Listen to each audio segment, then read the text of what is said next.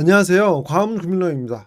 제가 가장 신뢰하는 주식 중에 하나가 S&P 500 ETF라는 거 많은 분들께서 이미 잘 알고 계실 텐데요. 그래서 지난 영상에서 국내 주식시장에서 매수하실 수 있는 S&P 500 ETF 8종을 제가 상세하게 분석을 해드렸으니 혹시 못 보신 분들이 계시다면 지금 우측 상단에 띄워드리는 이 영상을 참고해 주시길 바라고요. 그런데 이렇게 S&P 500 ETF가 우상향할 가능성이 높은 좋은 ETF이다 보니까 이런 연금저축이나 IRP 계좌뿐만 아니라 해외 직투 계좌로도 모아가시는 분들이 많으신데요. 보통 직투 계좌를 통해서 매수하시는 S&P 500 ETF는 IVV, VO, SPY, 그리고 SPLG 이 4개 ETF를 많이 모아가고 계시는 걸로 알고 있습니다. 그런데 저는 보통 이렇게 모아가시는 4개 ETF 말고 다른 ETF인 RSP ETF를 선호하는데요. 보통 이렇게 모아가시는 4개의 ETF 말고 RSP ETF를 선호하는 이유를 4가지 측면에서 상세하게 분석했습니다. 그러니 영상 끝까지 참고해 주시기 바라고요.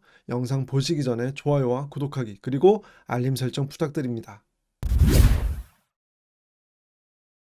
일반적으로 미국 직투 계좌에서 많이 투자하고 계신 S&P 500 ETF는 SPY, VO, IVV 그리고 SPLG 같은 ETF들이 있고요. 그 외에도 국내 주식시장에 상장되어 있는 S&P 500 ETF들도 많이 투자하고 계시는데요. 이 ETF들의 공통점은 모두 시가총액 가중 방식이라는 점이에요. 여기서 가중 방식은 ETF에서 종목을 보유할 때 어떤 종목을 어떤 비율로 담을지를 정하는 것이고요. 시가총액 가중 방식은 말 그대로 기업의 시가총액만큼 더 보유하고 덜 보유하는 방식입니다. 앞에서 말씀드린 것처럼 일반적으로 알고 있는 S&P 500 지수 추종 ETF들은 대부분 시가총액 가중 방식이고요. 시가총액 가중 방식 말고 또 많이 쓰이는 가중 방식이 동일 가중 방식입니다. 이것도 말 그대로 개별 종목을 동일 가중, 그러니까 모두 똑같은 비중으로 담는 방식이에요. 이게 왜 중요하냐면 똑같이 애플이라는 주식을 보유하더라도 애플을 10% 보유하는 것과 애플을 1%만 보유하는 건 성과에서 크게 달라질 수 있잖아요. 따라서 이렇게 똑같은 기업에 투자를 하더라도 비중이 달라지면 성과가 달라질 수 있기 때문에 중요한 거고요. RSP는 S&P 500 기업들에 투자하는 건 똑같지만 비중 방식이 다른 ETF예요. 탑 10 보유 종목의 비중을 보면 이 두 방식에 어떤 차이가 있는지 정확하게 이해할 수 있는데요. 왼쪽은 동일 가중 방식의 RSP의 탑 10 비중이거든요. 보시면 한 개의 기업당 보유 비중이 0.5%도 되지 않는 걸 확인할 수 있어요. 이게 왜 그러냐면 S&P 500 지수에는 약 500개의 기업이 포함되어 있으니까 이걸 똑같은 비중으로 담으면 0.2%씩 담아야 하는데요. 그래서 RSP는 한 종목당 보유 비중이 이렇게 작을 수밖에 없습니다. 그리고 우리가 일반적으로 S&P 500에서 큰 비중을 차지하는 것으로 알고 있는 애플이나 마이크로소프트가 보이질 않는 걸 확인할 수 있고요. 반면에 시가총액 가중 방식은 우리가 잘 알고 있는 애플이나 마이크로소프트가 상위 비중으로 담겨 있습니다. 그런데 이런 비중의 차이는 투자 방식에 생각보다 큰 차이를 발생시키는데요. 이 내용을 좀 더 자세히 알아볼게요. 예를 들어 개별 종목의 주가가 많이 상승하면 시가총액도 커지잖아요. 그래서 시가총액 가중 방식은 주가가 많이 상승한 종목들을 더 보유하게 되는 방식이고요. 그래서 보통 달리는 말에 올라타라 이런 말이 있는 것처럼 주가가 오르는 종목에 더 투자하는 방식에 투자를 하게 될 수 있습니다. 반면에 동일 가중 방식은 주가가 많이 상승해서 시가총액이 커지면 리밸런싱을 할 때 종목을 매도하게 되는데요. 예를 들어 RSP에서 가장 큰 비중을 차지하는 ETF가 얼라인 테크놀로지인 걸 앞에서 확인했잖아요. 그리고 이 종목의 비중은 0.34%로 원래는 500개를 같은 비중으로 투자하게 되니까 한 개의 종목당 0.2% 정도 투자가 되어야 하는데 이것보다 훨씬 큰 비중으로 포함되어 있습니다. 그 이유는 얼라인 테크놀로지의 주가가 많이 올라왔기 때문인데요. 이 주식의 주가가 올해에만 벌써 58.74%나 상승했습니다. 그래서 처음에는 동일가중 방식이니까 0.2%만 보유하고 있었을 텐데 이게 주가가 오르면서 보유 비중이 0.34%까지 커진 거고요. 그렇다면 다음 리밸런싱 때는 어떻게 될까요? 그쵸. 다시 0.2%로 맞춰줘야겠죠.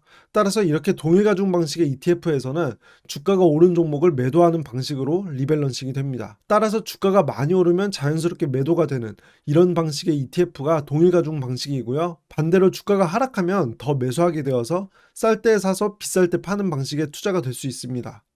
결국 이 두 개의 가중 방식은 투자 방식의 차이라고 이해하셔도 좋을 것 같고요. 지금부터는 S&P 500 기업에 투자하는 방식으로 RSP를 선호하는 이유를 설명드리겠습니다. 우선 첫 번째 저의 생각은 지금 소위 잘 나가는 기업이 미래에도 계속 잘 나가는 기업이 될까? 이런 생각 때문인데요. 기본적으로는 미국 기업들이 미래에도 계속 혁신적인 기업들, 그리고 미래에 우리 삶에 큰 영향을 줄 막강한 기업들이 계속 나올 것으로 예상하지만 그 기업들 자체는 계속 바뀔 수 있어요.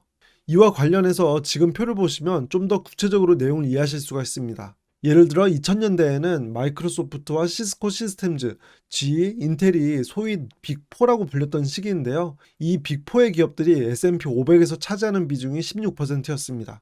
그런데 이 16% 비중을 정점을 찍고 그 이후로는 계속 하락세를 이어갔는데요. 최근에는 그 비중이 6%까지 줄어들었습니다. 이 말은 뭐냐면 이 4개의 빅4 기업들 대신에 다른 기업들의 주가가 더 가파르게 성장을 했고 다른 기업들로 빅4가 꾸려졌다는 건데요.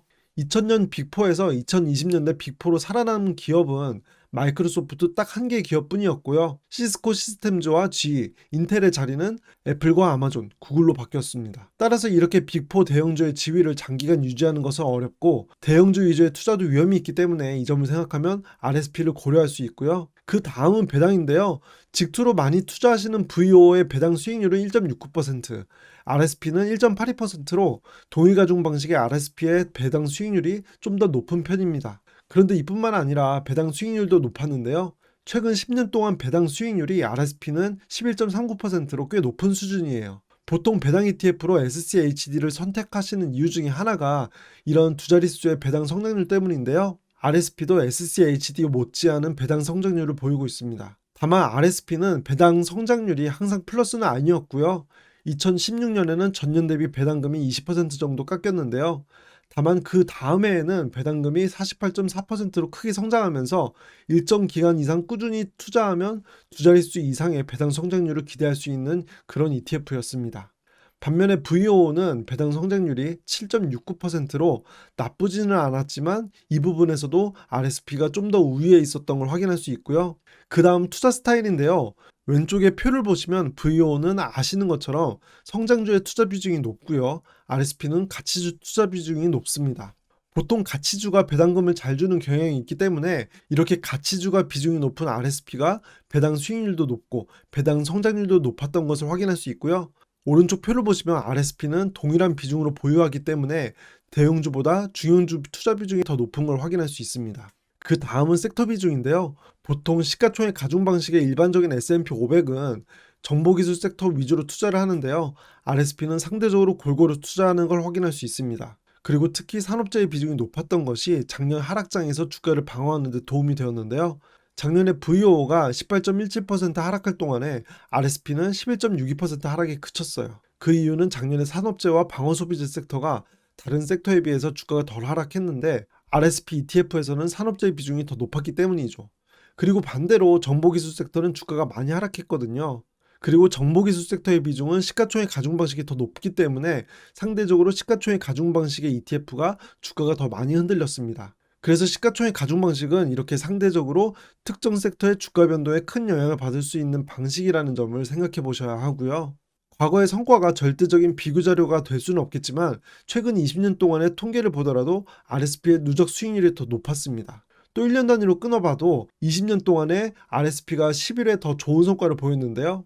물론 투자 성과가 더 좋다고 RSP를 선택하는 걸 말씀드리는 건 아니고요. 그동안 RSP가 시가총액 가중 방식의 S&P 500 ETF 못지않은 좋은 성과를 보였다. 이렇게 이해하시면 좋을 것 같습니다. 그럼 지금까지 말씀드린 내용을 바탕으로 투자 포인트를 말씀드릴게요. 우선 연금저축 계좌와 ILP 계좌에서 S&P 500 ETF를 모으고 계신 분들이 많으신데요. 국내 상장 S&P 500 ETF들은 모두 시가총액 가중 방식이기 때문에 다른 대안이 있는 직투 상품에서는 다른 방식의 ETF를 선택하는 것도 좋다고 생각합니다. 중복 투자를 피하는 방식이기도 하고요. 그래서 이런 점을 고려했을 때 RSP를 선택할 수 있고요.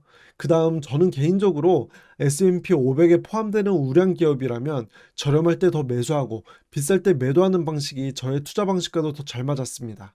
그리고 이렇게 생각하는 이유 중에 하나가 현재의 대형주가 미래도 유지될 수 있는 비중이 얼마나 될지 이런 불확실성을 고려한 부분도 있고요. 배당의 측면에서도 배당 수익률과 배당 성장률 모두에서 RSP가 더 뛰어난 성과를 보여 이 부분도 고려했습니다. 하지만 투자하시기 전에 유의하실 부분도 한 부분 있었는데요. 시가총액 가중 방식보다 동일 가중 방식이 종목을 더 많이 사고 팔아야 하는 부분이 있기 때문에 그 비용이 0.2%로 시가총액 가중 방식의 S&P 500보다 더 비싼 부분이 있었습니다. 따라서 이런 비용이 중요한 투자자분들에게는 이점까지 고려하셔서 투자하실 수 있길 바라겠고요. 저는 제 영상이 맘 편한 개미님들께 행운을 가져다 드릴 수 있길 바랍니다. 영상 끝까지 시청해 주셔서 감사합니다.